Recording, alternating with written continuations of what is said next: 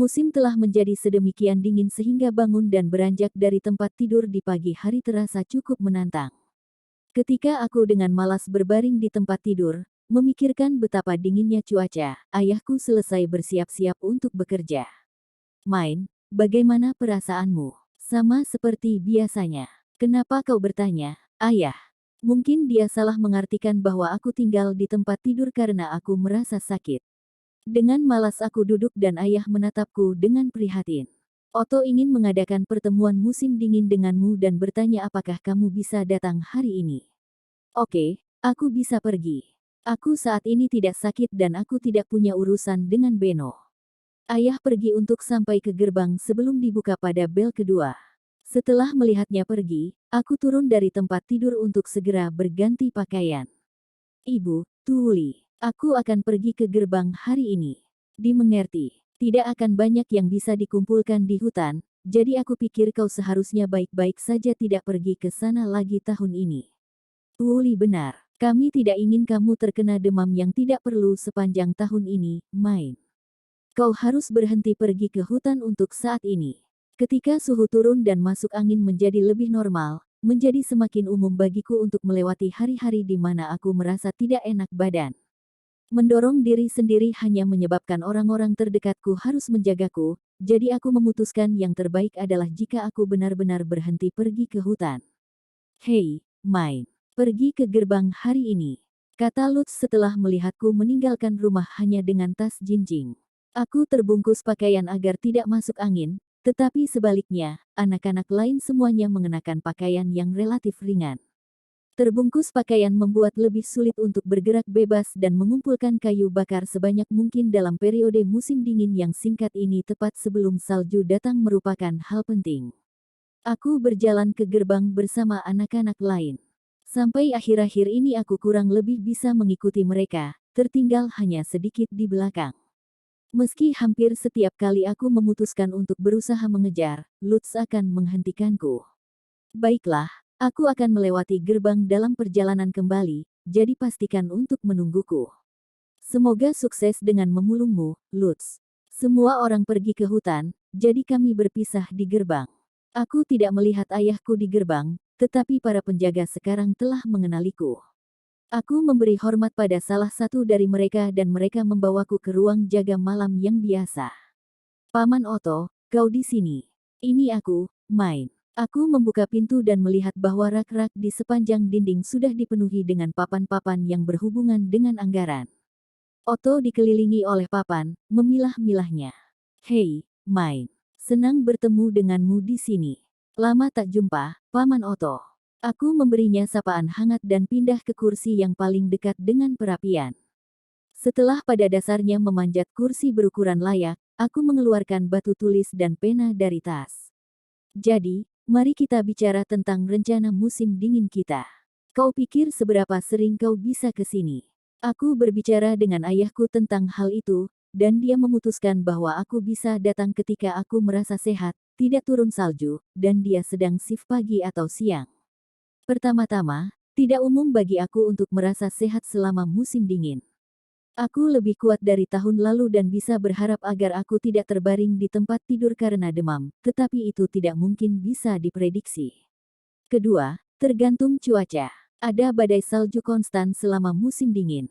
Ayah bilang bahwa tidak harus benar-benar cerah dan aku bisa pergi ketika hanya salju ringan yang turun, tapi aku tahu dia akan kembali begitu dia melihat kepingan salju. Dia terlalu overprotective. Dan akhirnya, ayah bekerja shift malam pada sepertiga hari kerjanya selama musim dingin. Aku pikir jumlah aku dapat mengunjungi gerbang selama musim dingin dengan kedua tangan dapat dihitung dengan jari. Yah, itu sudah aku perkirakan. Aku hanya berharap lebih karena di musim dingin yang lalu meski kau hanya satu kali membantu itu membuat perbedaan besar. Aku harap kau kesini sesering mungkin. Mengerjakan beberapa matematika adalah semua yang diperlukan untuk mendapatkan beberapa pena batu tulis, jadi aku tidak keberatan. Aku akan membutuhkan lebih banyak pena tahun ini daripada yang terakhir kali karena Lutz dan aku akan belajar bersama, jadi rencanaku adalah bekerja keras dan mengumpulkan banyak pena. Oh, dan omong-omong, pena yang aku gunakan di sini tidak dihitung sebagai bagian dari gajiku kan. Hahaha, tawa Otto. Berpikir seperti pedagang sekarang, aku mengerti. Jangan khawatir, pena batu tulis yang kau gunakan untuk bekerja tidak akan dihitung. Tenang dan tulis semua matematika yang kau inginkan. Dia mungkin menganggap itu lucu, tetapi terlepas dari itu sangat berarti bagiku. Aku menyingsingkan lengan bajuku agar tidak menghapus huruf-huruf dan menyiapkan pena batu tulis. Ini pekerjaanmu hari ini. Otto meletakkan setumpuk papan di depanku. Itu adalah buku besar pengeluaran suplai yang digunakan oleh Departemen Petinggi yang mengatur para penjaga. Tampaknya Otto bertanggung jawab atas anggaran untuk seluruh departemen. Dia dengan bahu lesu mengatakan kepadaku bahwa lebih mudah untuk melakukan semua pekerjaan sendiri daripada menanggung risiko menunjukkan kesalahan atasannya. Berhati-hati untuk tidak membuat kesalahan sendiri, aku harus bekerja menjumlahkan angka sambil memeriksa ulang perhitungannya. Kamu ada di dalam, Otto. Segera ambil tempatmu di gerbang. Seorang tentara menyerbu masuk ke dalam ruangan dengan tampak tergesa-gesa. Otto menarik garis tajam di papan untuk menyelamatkan tempatnya dan, setelah memberitahuku untuk tidak membiarkan siapapun menyentuh kalkulator, berlari keluar ruangan. Tampaknya ada keributan di seluruh gerbang. Aku bisa mendengar 1 ton langkah kaki bergegas di sisi lain pintu, terdengar lebih keras dari langkah kaki biasa karena lantai batu bergema. Semua orang sangat terburu-buru sehingga aku benar-benar tidak bisa begitu saja membuka pintu dan bertanya kepada seseorang apa yang terjadi.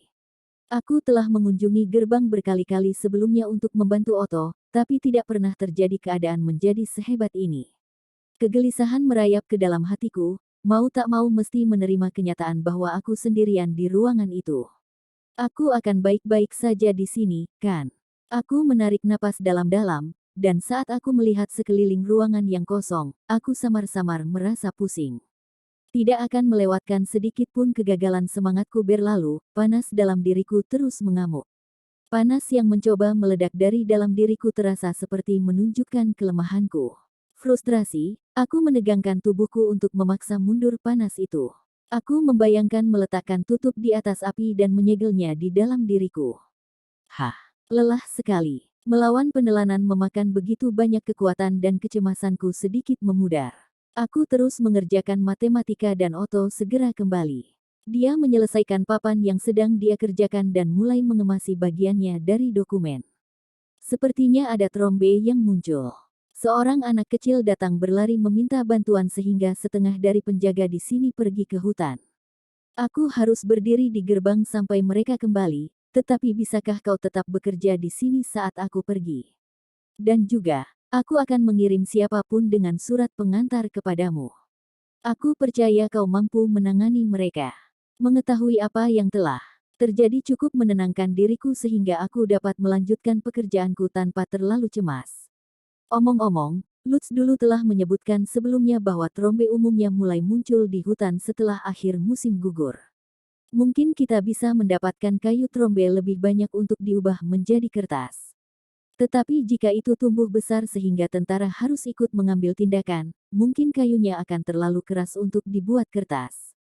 Entahlah. Terakhir kali trombe muncul, hanya perlu beberapa anak kecil untuk memotongnya, jadi aku sama sekali tidak merasa gugup. Aku pun kembali bekerja mengurus antrean surat dan mengerjakan matematika. Akhirnya, aku mendengar suara di luar pintu lagi. Main, ini Lutz. Dia bilang dia punya sesuatu yang ingin dia bicarakan denganmu. Jika dia mendapat kayu trombe, aku harus pulang untuk bicara dengannya. Aku sudah selesai mengerjakan matematika dari sini ke sini.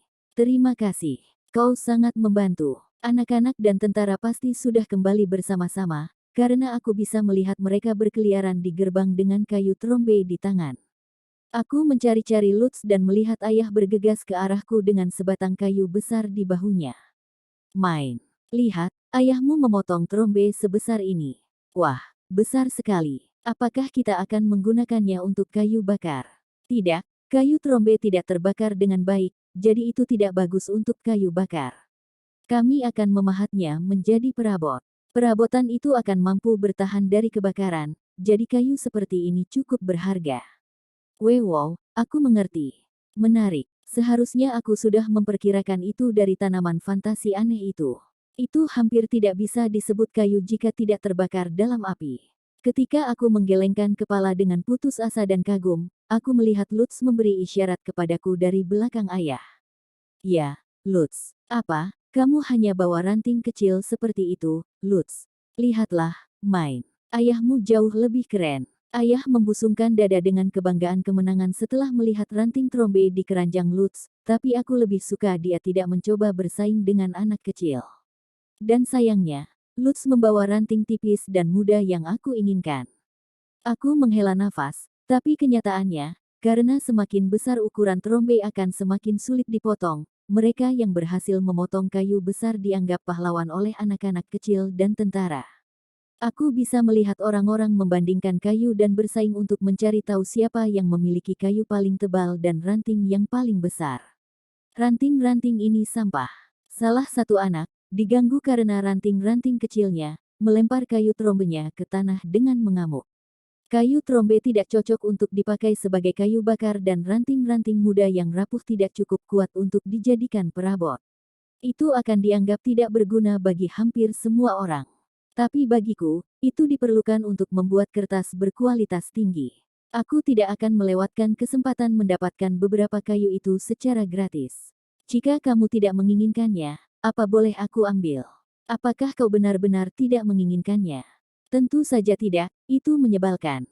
Malu dengan semua perhatian yang dia tarik, anak itu berhenti begitu saja dan lari. Aku mengambil kayu trombe yang ditinggalkan dan anak-anak lain mulai mengambil kayu mereka sendiri dari keranjang mereka. Kamu juga bisa ambil milikku.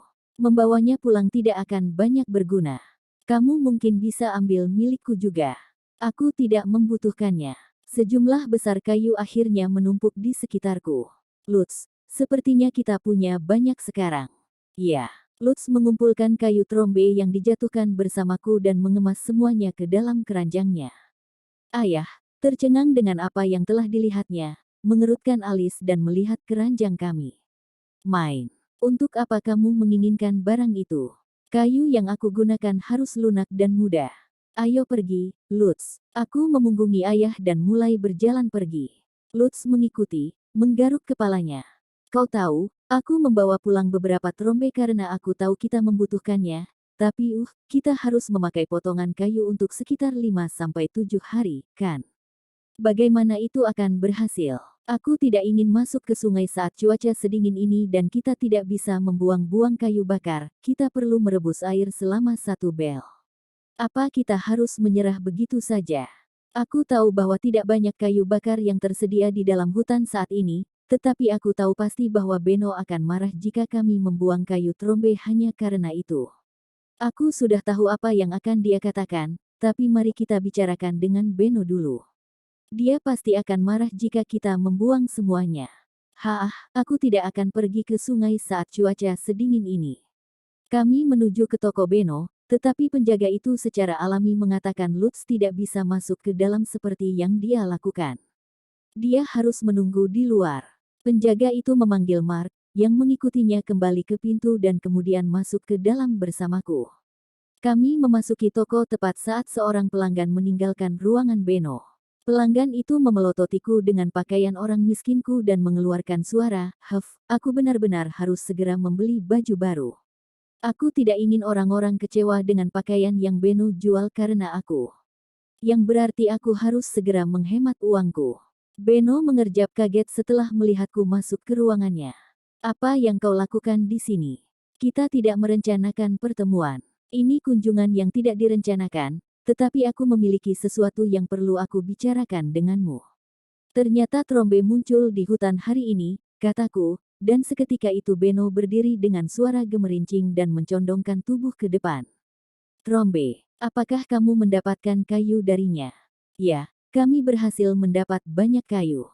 Tapi, masalahnya, mengubahnya menjadi kertas akan sulit. Kenapa begitu? Beno menyipitkan matanya curiga, tidak mengerti bagaimana itu bisa sulit. Meskipun tahu itu akan membuatnya marah, aku menjelaskan alasanku. Yah, kita tidak punya cukup kayu bakar untuk merebus air selama 1 lonceng penuh, dan dasar bodoh. Sebelum aku selesai menjelaskan bahwa sungai akan terlalu dingin untuk dimasuki, Beno yang tidak sabar melontarkan semburan padaku. Pikirkan betapa jauh lebih murahnya kayu bakar daripada kayu trombe yang langka. Jangan coba-coba memberitahuku bahwa kau bahkan tidak bisa memahami konsep berinvestasi dalam material untuk mendapatkan lebih banyak keuntungan. Sudah kuduga kau akan mengatakan itu. Bisakah kita pergi ke gudang penyimpanan kayu dengan Paman Mark untuk membeli kayu bakar? Aku terlihat sangat muda sehingga bahkan jika aku pergi ke tempat penebang kayu untuk meminta kayu, aku akan terlihat curiga dan ditolak. Di mana Lutz? Dia di luar. Kami datang ke sini tepat setelah dia kembali dari hutan, jadi dia agak terlalu berantakan untuk masuk ke dalam, kataku. Segera setelah itu Beno membunyikan bel di mejanya untuk memanggil Mark. Mark, tanyakan pada Lutz apakah Main cukup baik untuk pergi ke tempat penebang kayu hari ini. Main, kau tulis pesanan suplai di sini. Beno mengeluarkan papan dan tinta untukku, jadi aku mulai menulis pesanan suplai. Paman Beno, aku hanya butuh kayu yang cukup untuk merebus air selama 1 jam, apa yang harus aku tulis? Tulis saja itu. Mereka akan menjual padamu sedikit lebih banyak dari yang kau butuhkan dan itu ideal. Aku mengangguk dan terus menulis. Pada saat itu Mark kembali setelah berbicara dengan Lutz. Sepertinya Main sebaiknya tidak berjalan lebih jauh hari ini. Jika dia sudah selesai menulis pesanan suplai, aku akan pergi ke tempat penebang kayu bersama Lutz. Terima kasih, Mark. Setelah memberi Mark pesanan suplai dan mengantarnya pergi, Beno memberiku beberapa papan. Baca ini jika kamu bosan. Dengan senang hati. Papan itu pada dasarnya adalah saran untuk menjadi pedagang dan membahas banyak poin penting terkait kontrak. Senang pada kesempatan itu, aku menelitinya sambil bersenandung, dan akhirnya aku sadar ada sesuatu yang aneh. Paman Beno, apakah pembelian kayu Mark dihitung sebagai bagian dari investasi awalmu pada kami? Beno berbalik untuk kemudian diam-diam menatapku, tetapi tidak mengatakan apa-apa, dan juga, aku pikir itu agak aneh, tetapi mengapa kau mengatakan bahwa kau selesai berinvestasi pada kami setelah kami menyelesaikan prototip kami? Bukankah kontrak sihir yang kita tanda tangani mengatakan bahwa kamu akan membayar semuanya sampai pembaptisan kami? Bukankah seharusnya suketa yang mahal dihitung sebagai bagian dari itu? Aku memikirkan mengapa Beno memintaku membaca papan tentang kontrak dan satu-satunya hal yang terlintas dalam pikiran adalah detail kontrak sihir kami. Akhirnya ketahuan, ya, apa? Kenapa kamu menipu kami? Aku tidak menipumu. Aku mengujimu, untuk mencari tahu apakah kau ingat apa yang disebutkan dalam kontrak yang kita tanda tangani. Anggap saja aku penasaran untuk melihat bagaimana reaksimu jika aku melanggar kontrak. Kau tidak mengatakan apa-apa jadi aku pikir kau lupa pada apa yang disebutkan di dalamnya. Dia mendengus dan memelototiku sambil mengetuk-ngetukkan jarinya di atas meja. Untuk sesaat aku kehilangan kata-kata, tapi kemudian aku berhasil membalas tatapannya. Aku hanya berpikir masuk akal jika kau berhenti membayar kami setelah kami menyelesaikan prototipe. Aku tak pernah menyangka bahwa kau menipu kami, dan karena kontrak sihir terbakar setelah ditandatangani, aku tidak dapat memeriksa ulang. Beno kembali mendengus dan mengangkat bahu dengan seringai puas. Tepatnya karena kontrak terbakar sehingga kau harus menuliskannya di tempat lain atau membakar semuanya ke dalam ingatanmu. Kamu naif.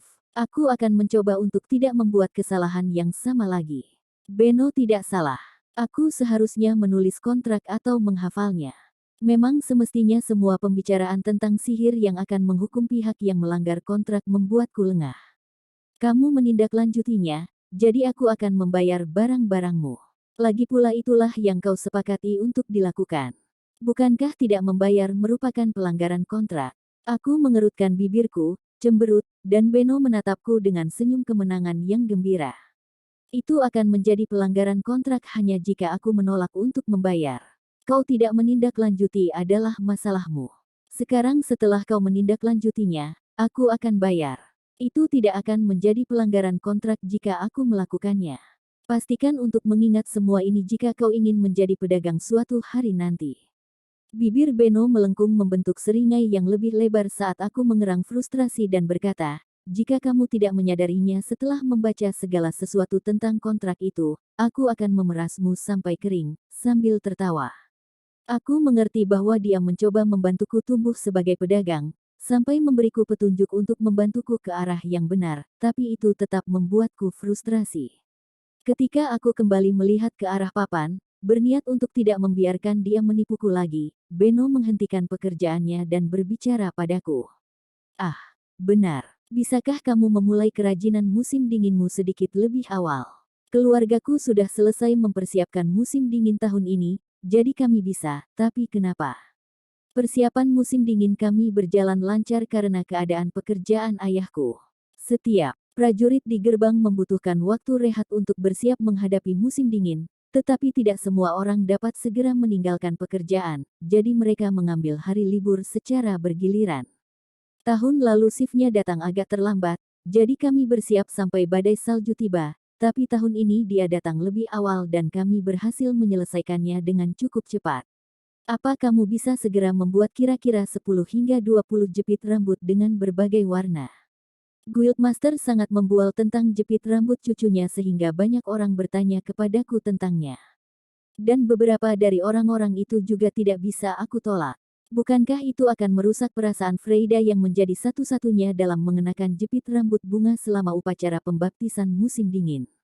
Aku tidak tahu apakah merusak alasan yang kita miliki untuk menagih mereka secara berlebihan itu cerdas untuk dilakukan, dan berdasarkan dari mata Beno yang berubah, dia juga tidak tahu. Jepit rambut itu akan menjadi satu-satunya yang cocok dengan pakaiannya. Yang dibeli di toko benar-benar berbeda. Kalau begitu, aku pikir aku akan mematok harga ekstra untuk itu, mengingat perubahan jadwal. Aku tersenyum sambil meminta biaya komisi yang lebih tinggi, membuat Beno kehilangan kata-kata.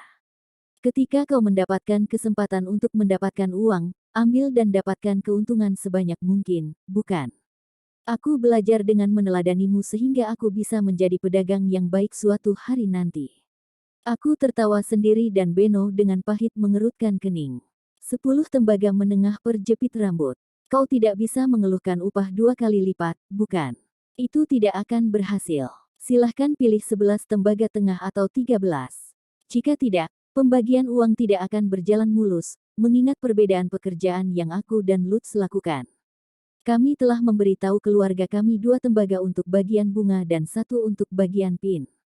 Lutz dan aku membagi selisihnya dan memiliki jumlah tembaga tengah yang tersisa akan sangat merepotkan. Baik, 11 tembaga menengah. Dasar pedagang kotor. Aku sangat senang menerima pujian yang begitu mewah. Sungguh, dari mana kamu mempelajari semua kata itu? Kata Beno, tampak sama-sama jengkel dan geli. Aku mengangkat bahu. Oh, bisakah aku mendapatkan bayaran untuk salah satu jepit rambut sekarang? Aku bisa mengeluarkannya dari tabunganku, tapi aku lebih suka bayaran lebih awal. Itu tidak akan menjadi masalah, tapi kenapa? Aku perlu membacakan mantra pada keluargaku untuk membuat mereka bekerja dengan cepat. Aku membutuhkan bantuan ibu dan Tuli untuk menyelesaikan 10 jepit rambut sebelum salju turun, dan jika aku menginginkan bantuan mereka, aku perlu memotivasi mereka. Terlebih ibuku yang telah membuat kerajinan musim dingin dalam sebagian besar hidupnya dan dengan demikian akan tahu betul betapa sangat tingginya upah untuk jepit rambut ini. Yang berarti dia mungkin akan merasa curiga apakah aku ditipu atau tidak, atau jika kami akan membuatnya dan kemudian tidak dibayar. Jika aku dapat memperlihatkan padanya bahwa aku dibayar untuk setiap jepit rambut dengan benar, motivasi dan kepercayaannya akan meningkat pada saat yang bersamaan. Tiba-tiba, ketukan datang di pintu. Kami kembali, Tuan. Kayu bakar yang dipesan akan tiba hari ini sebelum toko tutup. Kami akan membawanya ke gedung penyimpananmu besok, main. Terima kasih banyak. Selamat tinggal, dan berhati-hatilah dengan hawa dingin. Mark melihatku di luar dan aku melihat Lutz berdiri di sana dengan keranjang yang sebagian besar kosong. Mereka menaruh kayu trombe di gudang kami saat dalam perjalanan ke gudang penebangan kayu. Itu menjelaskan mengapa mereka memilih untuk tidak membawaku bersama mereka. Kami berdua perlahan-lahan berjalan pulang di antara gedung-gedung, langit menjadi lebih gelap dari biasanya berkat musim. Aku benar-benar ingin segera sampai di rumah karena cuaca sangat dingin, tetapi jika aku bergerak seperti itu, aku pasti akan pingsan karena demam dalam waktu singkat. Kami berjalan pulang dengan susah payah, dan sepanjang jalan aku berbicara dengan Lutz tentang kerajinan musim dingin kami yang perlu dilakukan lebih awal. Aku mengatakan kepadanya bahwa Beno berjanji untuk segera membayar dan bahwa kami dapat mulai bekerja segera setelah aku mendapat bantuan keluargaku. Lutz mengangguk sekali, lalu menurunkan alisnya, khawatir. Aku bisa membuat semua pin itu sendiri tanpa bantuan keluargaku. Aku lebih mencemaskan kayu trombe. Kayu trombe, mengapa? Aku memiringkan kepalaku bingung. Lutz merosot dan menghela nafas berat. Hei, Main. Kau pikir kau akan bisa pergi ke hutan untuk membantuku sekarang ini saat keluargamu menyuruhmu berhenti? Aku harus membuat semuanya sendiri, bukan? Aku berencana bekerja di gedung penyimpanan kali ini, jadi kita bisa membuatnya bersama. Aku tidak yakin apa yang akan keluargaku katakan saat aku pergi keluar selama bel penuh, meskipun aku tidak berpikir akan terlalu sulit untuk keluar jika aku memberitahu mereka bahwa aku akan pergi ke toko Beno dan tidak akan meninggalkan kota. Tetapi semakin lama aku berada di luar, semakin besar kemungkinan aku akan masuk angin dan demam, dan itu akan menjadi masalah. Gedung penyimpanan. Bukankah kita membutuhkan sungai? Lutz membuka matanya lebar-lebar karena terkejut. Tetapi Lutz jelas tidak akan bisa membawa kuali, alat kukus, dan kayu bakar ke hutan. Lebih efisien bekerja di hutan sebelumnya karena kita harus mendapatkan bahan dan kayu bakar di sana, tetapi sekarang ini kita memiliki segala sesuatu di gudang penyimpanan. Tidak ada alasan untuk bekerja di hutan, dan membawa segala sesuatu ke sana akan terlalu sulit. Ah, benar, aku harus membawa semuanya. Lutz sangat khawatir bekerja sendirian sehingga dia lupa memikirkan berapa banyak barang yang perlu dia angkut. Kita tidak akan memiliki sungai untuk mencelupkan kayu trombe yang dikukus, tetapi itu semua hanya untuk membuat kulit kayu lebih mudah dikupas dengan memaparkannya ke air dingin setelah dikukus. Untuk saat ini kita bisa memakai air sumur. Kita harus mengambil air segar dari sumur beberapa kali agar tidak memanas, tapi itu lebih baik daripada pergi ke hutan, kan? Terlepas dari semua yang aku katakan, ekspresi Lutz masih gelap karena khawatir. Ya, itu akan lebih mudah.